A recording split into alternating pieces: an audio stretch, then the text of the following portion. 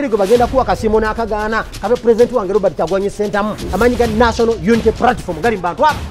Kyagulanyi yandibaddewo beti yandibadde n'amaanyi gayina kati engadde bokwati pate teyajja mwegattako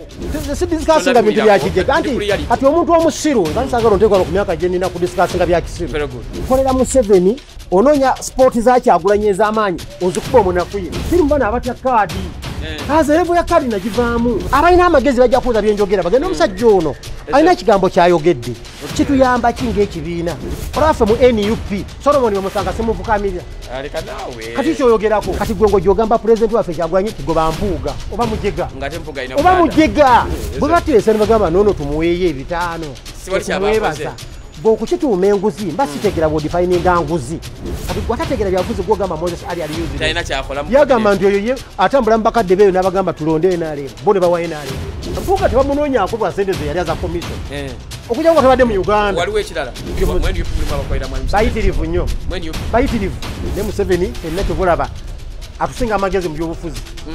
Mpuuga ne Robert Kyagulanyi Center Baruganda temuli shoko kubanga nemmesa asobola ogyibwa minisita